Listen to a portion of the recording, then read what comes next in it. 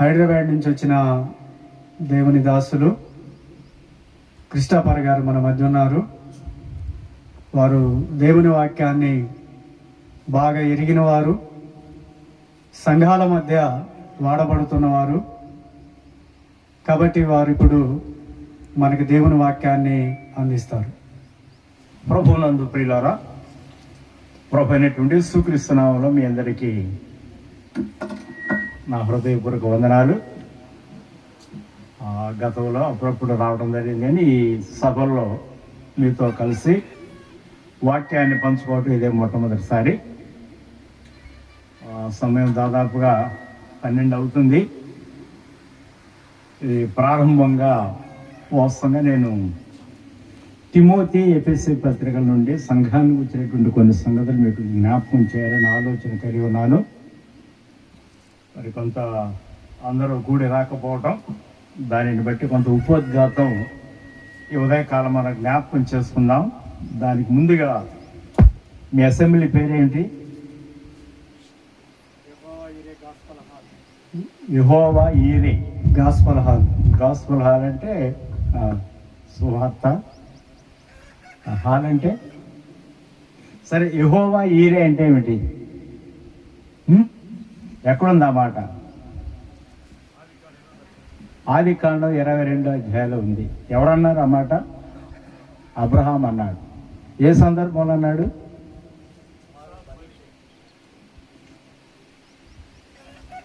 తొంభై 9 సంవత్సరాల వయసులో వాగ్దాన ప్రకారం ఇచ్చినటువంటి కుమారుడు అనే ఇస్సాకు విషయంలో దేవుడు అబ్రహామును పరిశోధించాడు. కానీ అబ్రహాం యొక్క విశ్వాసం ఏమిటంటే తెలుసు ముందుగానే ఆయనకు. 12వ అధ్యాయం అన్నాడు కదా, నీ సంతానాన్ని విస్తరింపచేస్తాను అనేటువంటి మాట. అక్కడ 3 విధాలైనటువంటి దీవెనలు చెప్పాడు. నిన్ను ఆశీర్వదిస్తా, నీవు ఆశీర్వాదంగా ఉంటావు, నీ యందు సకల ప్రజలు ఆశీర్వదింపబడతారు అన్నటువంటి దేవుడు 22వ అధ్యాయంలో తన కుమారుడైనటువంటి ఇస్సాకును బలిగా ఇమ్మంటే అబ్రహాం ఏమీ భయపడలా. ఆ సందర్భంలో అన్నటువంటి మాట ఆదికాండం 22వ అధ్యాయం కదా. ఆదికాండం 22వ అధ్యాయంలో ఆ మాట మరి మీ అసెంబ్లీకి ఆ మాట పెట్టారు. చాలా సంతోషం. ఏమన్నాడు అక్కడ? యెహోవా ఈరే 14 వచనం. అబ్రహాము ఆ చోటికి యెహోవా ఈరే అని పేరు పెట్టాను, అందుచేత యెహోవా పర్వతం మీద చూచుకునని నేటి వరకు చెప్పబడును. యెహోవా చూచుకొనను. ఇక్కడ యెహోవా ఏం చేశాడు? తన కుమారుని కుమారిగా పొదలో 13వ వచనం ఉంది కదా, తగులుకొని ఉన్న ఒక పొట్టేలును తీసుకుని వచ్చి బలి అర్పించాడు. అయితే యెహోవాను గురించి కూడా మనం ఒక 2 మాటలు గమనిద్దామా? ఆదికాండం 1వ అధ్యాయంలో మనం చూస్తే ఆది యందు దేవుడు, ఈనాడు మానవులంతా ఏం చేస్తున్నారంటే లోకంలో ఉన్నటువంటి దాని మీద ఆలోచన చేసి దేవుడే లేడని పరిస్థితులకు వచ్చారు. కానీ బైబిల్ యొక్క ప్రారంభం ఎలా ఉందో చూసారా? ఆది యందు దేవుడు భూమి ఆకాశమును సృజించాను అనేటువంటి మాట. అలాగే వారు ఐగుప్తు దాసత్వంలో ఉన్నప్పుడు వారిని విడిపించడానికి మోషేను ఏర్పాటు చేసుకొని మోషేకు ఏమని చెప్పాడు? ఆయన వచ్చి ఒక మాట చూద్దాం. చూసి మనం అనుకున్న దానికి వెళదాం. నిర్గమాకాండం 3వ అధ్యాయంలో ఇక్కడ 12వ వచనం అన్నాడు, మీరు ఈ పర్వతం మీద దేవుని సేవించెదరు. సరే, ఐగుప్తు ఫరో యొక్క దాసత్వంలో ఉన్నారు. కానీ దేవుడు చెప్తున్నాడు, మీరు ఐగుప్తు నుండి విడిపించబడి పాలు తేనెలు ప్రవహించే దేశానికి వచ్చి దేవుని మీరు సేవించెదరు. సరే, అప్పటికి మోషే అర్థం కాల. అన్నాడు, సరేనయ్యా, నువ్వు వెళ్ళమన్నావు, నేను వెళతాను. మీ పితరుల దేవుడు మీ వద్దకు నన్ను పంపాడని నేను చెప్తాను. కానీ వారు ఎవరన్నప్పుడు నేనేం చెప్పను కదా. మనం కూడా సామాన్యంగా ఏమైనా ఒక వ్యక్తి తరపున మరొక వ్యక్తిని పంపిస్తే ఆ పంపబడే వ్యక్తికి పంపించేటువంటి వ్యక్తిని వచ్చి పూర్తిగా తెలిసి ఉండాలి, లేకపోతే వెళ్ళలేడు, చెప్పలేడు. అందువల్ల ఇక్కడ 14 వచ్చిన చూడండి, నిర్గమాకాండం 3:14. అందుకు దేవుడు, నేను ఉన్నవాడను అనువాడనై ఉన్నానని మోషేతో చెప్పాను. అలా 15 వచ్చిన క్రింద చదువుతాను చూడండి, నిరంతరము నా నామము ఇదే, తరతరములకు ఇదే నా జ్ఞాపకార్థ నామము. సరే, పాత నిబంధనలు ఇలా ఉన్నాయి కనుక కొంతమంది క్రొత్త నిబంధన సత్యాన్ని నమ్మనటువంటి వారు చేసేటువంటి వివాదాలు వేరుగా ఉంటాయి. దానికి కూడా ఒక మాట చదువుతాను రండి. యోహాను సువార్త 1వ అధ్యాయం 1వ వచనం. ఆదియందు వాక్యం ఉండెను, ఆదియందు దేవుడు భూమి ఆకాశమును సృజించెను అన్నాడు ఆది కాండంలో. ఇక్కడ అపోస్తలుడైనటువంటి యోహాను అంటున్నాడు, ఆదియందు వాక్యం ఉండెను, వాక్యము దేవుని యొద్ద ఉండెను, వాక్యము దేవుడై ఉండెను. ఇలాగూ అనేక సంగతులు బైబిల్లో. ఎన్ని గ్రంథాలు ఉన్నాయి బైబిల్లో? ఎన్ని ఉన్నాయి? ఎన్ని ఉన్నాయి? మొత్తం ఎన్ని పుస్తకాలు ఉన్నాయి బైబిల్లో? చెప్పలేరా? మీరు దూరాన్ని ఉన్నారు, నేను ఇక్కడ నా మైకులో మాట మీకు వినపడుతుంది కానీ మీ మాట నాకు వినపడదు. ఎన్ని ఉన్నాయి? ఎన్ని పుస్తకాలు ఉన్నాయి? 66 ఉన్నాయి. పాత నిబంధనలు ఎన్ని ఉన్నాయి? క్రొత్త నిబంధనలు ఎన్ని ఉన్నాయి? పోయిన ఒక సగం ఇవొక సగం అనుకుంటారా? కాదు. ఎన్ని ఉన్నాయి పాత నిబంధనలు? 39 పుస్తకాలు ఉన్నాయి. క్రొత్త నిబంధనలు 27 పుస్తకాలు ఉన్నాయి. 27లో దాదాపుగా 14 అపోస్తలుడైన పౌలే రాశాడు. గమనించాక అలాగే మనం ఏ పుస్తకంలో చూసినా పాత నిబంధనలు ప్రభువైనటువంటి యేసుక్రీస్తు వారు కొంత మరుగుగా కనపడతాడు, క్రొత్త నిబంధనలు తేటగా స్పష్టంగా చూస్తాం. అందువల్ల ఏ పుస్తకంలో మనం చూసినా ప్రభువును వచ్చి మనం గమనించగలం. తర్వాత ఈ బైబిల్ని ప్రభువైనటువంటి యేసుక్రీస్తు వారు విభాగించాడు. గుర్తుందా మీకు? రండి, లూకా సువార్త ఆఖరి అధ్యాయం 24వ అధ్యాయం. లూకా సువార్త 24వ అధ్యాయంలో ప్రభు మరణాన్ని జయించి లేచాడు. ఎమ్మాయి అనేటువంటి గ్రామంలో ఆయన ఇద్దరు నడిచి వెళుతున్నారు. ఆయన గురించే మాట్లాడుతున్నారు, కానీ ఆయనని వారికి తెలియదు. సరే, మెట్టుకు వారికి తాను ప్రత్యక్షపరుచుకున్నాడు. 24వ అధ్యాయం మీరు తీరిగ్గా ఉన్నప్పుడు ఎప్పుడైనా చదవండి. అలా అయితే అక్కడ ప్రభు శిష్యులను గద్దించాడు. కారణం ఏమిటంటే ఆ లేఖనాలు వారు ఎరుగనందున వారిని గద్దిస్తూ ఒక మాట అన్నాడు. ఈ బైబిల్లో ఎన్ని పుస్తకాలు ఎలా ఉన్నాయి అనేటువంటి దానికి ఒక విభజన పాత నిబంధన వచ్చి ప్రభువే చెప్పాడు. చదువుదాం చూడండి. లూకా సువార్త 24వ అధ్యాయం 44వ వచనం చదువుతున్నా.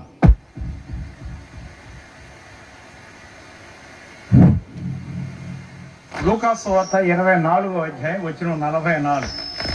అంతటా ఆయన మోషే ధర్మశాస్త్రములోను ప్రవక్తల గ్రంథములలోను కీర్తనలలోను నన్ను గూర్చి వ్రాయబడినవని నెరవేరవలెనని నేను మీ యొద్ద ఉండినప్పుడు మీతో చెప్పిన మాటలు నెరవేరునని వారితో చెప్పాను. ఏం చెప్పాడు ప్రభు ఇక్కడ? ఒకటి, మోషే ధర్మశాస్త్రం అంటే ఆది కాండం, నిర్గమాకాండం, లేవియాకాండం, సంఖ్యాకాండం, ద్వితీయోపదేశం, ఈ 5టిని ధర్మశాస్త్రం అంటారు. 5 మళ్ళీ చెప్తాను చూడండి. ఆది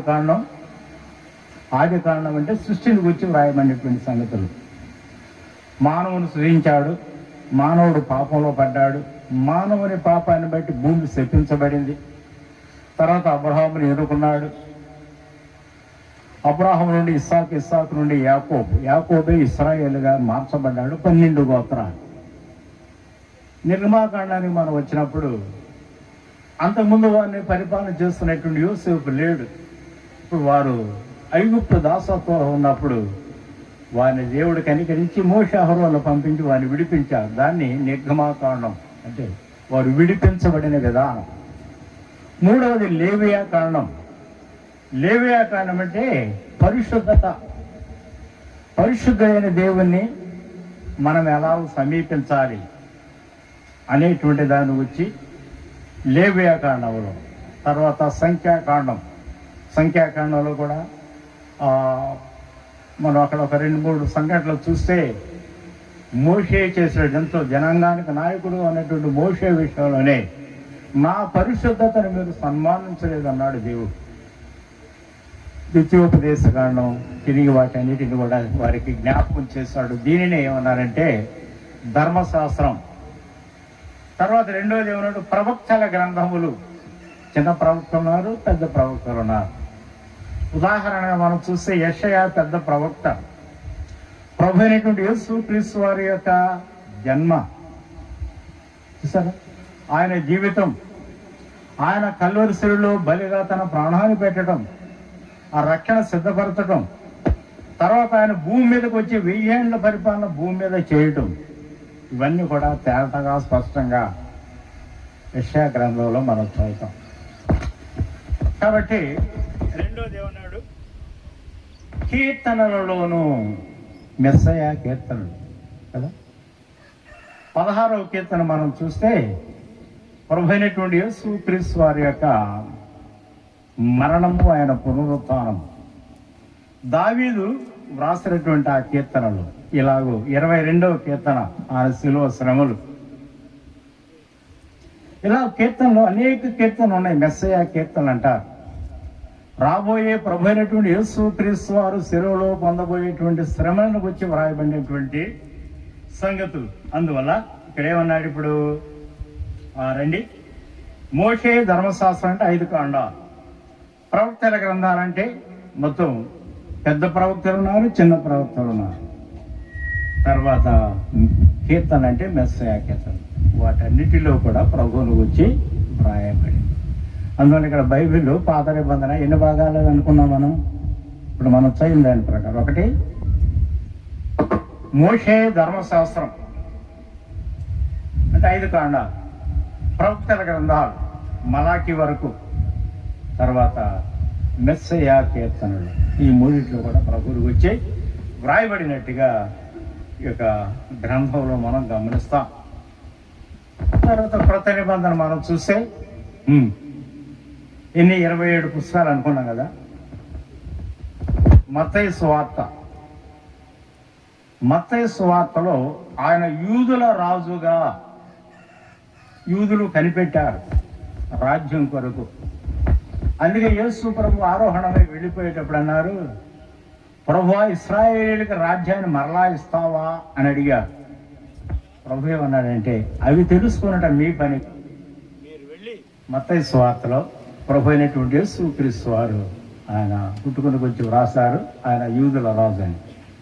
మార్కు సువార్తలో ఏమని రాశాడు, ఆయన సేవకుడు. మార్కు ఆయనను సేవకుడిగా వర్ణించి వ్రాసాడు. లూకా సువార్తలో ఆయన మనుష్య కుమారుడు అని వ్రాసారు. యోహాను సువార్తలో ఆయన దేవుని కుమారుడు. సరే చెప్పండి, మళ్ళీ చెప్పండి. మత్తయి సువార్తలో యూదుల రాజు, మార్కు సువార్తలో సేవకుడు, లూకా సువార్తలో మనుష్య కుమారుడు, యోహాను సువార్తలో దేవుని కుమారుడు. ఈ 4 తర్వాత ఈ 4 సువార్తల్లో ప్రభువు బోధించినటువంటి బోధలు పరిశుద్ధాత్మ రాగా ప్రారంభమైనటువంటి సంఘానికి వచ్చిన చరిత్ర అపోస్తలుల కార్యంలో ఉంది. గమనించారా? అపోస్తలుల కార్యం 2వ అధ్యాయంలో సంఘం యొక్క ప్రారంభం మనం గమనిస్తాం. తర్వాత పత్రికలు ఉన్నాయి. లాస్ట్లో ప్రకటన గ్రంథం ఉంది. దానిలో కొన్ని నెరవేరిని, కొన్ని నెరవేరవలసినవి ఉన్నాయి. ఆ భూమి మీద కుమ్మరించేటువంటి ఆ తీర్పులు లేక ఉన్నాయి. ఆ సమయంలో మనం భూమి మీద ఉండం. అది మనకు దేవుడు ఇచ్చిన గొప్ప ఆధిక్యత ఏంటంటే సంఘం వెళ్ళిపోతుంది ప్రభు దగ్గర. అవునా? అదే ప్రకటన గ్రంథం చివరి అన్నాడు, ఇదిగో నేను త్వరగా వచ్చుతున్నాను, త్వరగా త్వరగా అనే మాట మనం చూస్తాం. సరే, ఇప్పుడు అపోస్తలుడైన పౌలు తన ప్రియకుమారుడైనటువంటి, ఎవరు ప్రియకుమారుడు అంటే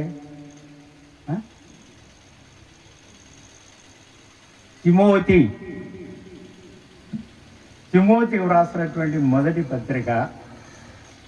ఈ మొదటి పత్రికలో అంటే మన మూల పాఠంగా 2 వచనాలు నేను చదువుతాను. అది చదివిన తర్వాత ప్రారంభంగా ఉపోద్ఘాతంగా కొన్ని సంగతులు నేను జ్ఞాపకం చేసి నా సమయాన్ని ముగిస్తా. తర్వాత దానిని అవసరాన్ని బట్టి మనం ఈ 2 దినాల్లో సమయం ఉన్నంత వరకు కొన్ని సంఘానికి అవసరమైనటువంటి సంగతులు నేను మీకు జ్ఞాపకం చేస్తాను. రండి, తిమోతికి వ్రాసినటువంటి మొదటి పత్రిక 3వ అధ్యాయం 14 నుండి 15 వరకు చదువుతున్నాను. జాగ్రత్తగా గమనించండి. ఇది మన పాఠం. శీఘ్రముగా నీ యొద్దకు వత్తునని నిరీక్షించుతున్నాను, అయినను నేను ఆలస్యము చేసిన ఎడల దేవుని మందిరములు అనగా జీవము గల దేవుని సంఘములు జనులెలాగూ ప్రవర్తింపవలెను, లేక నీవెలాగూ ప్రవర్తింపవలెను అది నీకు తెలియవలని ఈ సంగతులు నీకు వ్రాయచూ ఉన్నాను. ఆ సంఘము సత్యమునకు స్తంభమును ఆధారమునై ఉన్నది. గమనించారా? ఇక్కడ ప్రారంభంలో మనం చూస్తే మొదటి అధ్యాయం 1-2 వచనాలు మన రక్షకుడు అయిన దేవుని యొక్కయు మన నిరీక్షణ క్రీస్తు యేసు యొక్కయు ఆజ్ఞ ప్రకారము క్రీస్తు యేసు యొక్క అపోస్తలుడైన పౌలు విశ్వాసమును బట్టి నా నిజమైన కుమారుడు తిమోతికి శుభమని చెప్పి వ్రాయలేదు. చూసారు? ఇప్పుడు ఎవరు కుమారుడు? ఎవరు? తిమోతి. దేనిని బట్టి?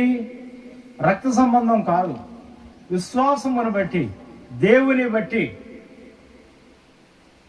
క్రీస్తు యేసు యొక్క అపోస్తలుడైన పౌలు విశ్వాసమును బట్టి నా నిజమైన కుమారుడు తిమోతికి శుభమని చెప్పి వ్రాయినది.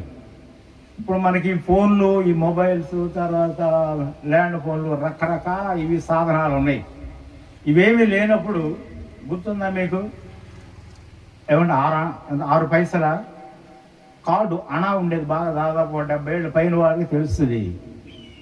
అది తీసుకొచ్చి రాసేవాడు, ఇదే ప్రారంభం, ఫలానా వారు ఫలానా చోట నుండి ఏవోతారో బంధువులు, అబ్బాయికో అమ్మాయికో లేకపోతే తమ్ముడికో మరదలకో ఇలాగూ శుభమని చెప్పి వ్రాసేది అని ఇట్లా. అలాగే ఇక్కడ వ్యక్తిగతంగా వ్రాసినటువంటి తీతు పత్రికలు మనం చదివినట్లయితే ఇక్కడ పౌలు తనకున్నటువంటి సంబంధాన్ని జ్ఞాపకం చేస్తున్నాడు.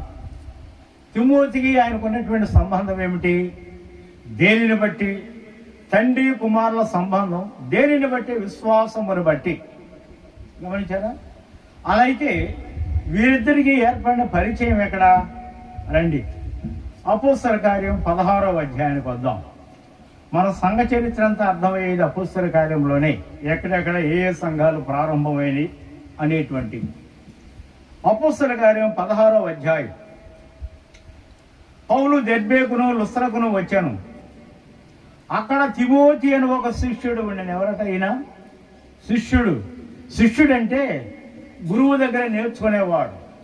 శిష్యునికి ప్రత్యేకమైన వ్యక్తిత్వం ఏముండదు. గురువు ఏది చెప్తే అది చేయాలి. ప్రభు శిష్యుని ఏర్పడుతున్నప్పుడు కూడా అలాగే శిష్యరికం అనేటువంటిది చాలా కఠినమైనటువంటిది. తనకంటూ ఆలోచన చేయటానికి కానీ తన సొంతంగా పని చేసుకోవడానికి కానీ ఏమాత్రం లేదు. ప్రతిదీ కూడా ఆయన చెప్పినటువంటిది చేయడమే. దీనికి మీకు ఒక ఉదాహరణ చెప్తాను, గమనించండి.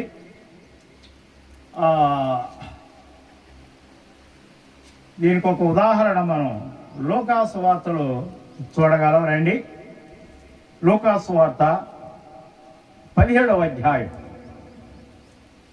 17వ అధ్యాయంలో 10వ వచనం నేను చదువుతున్నాను, గమనించండి.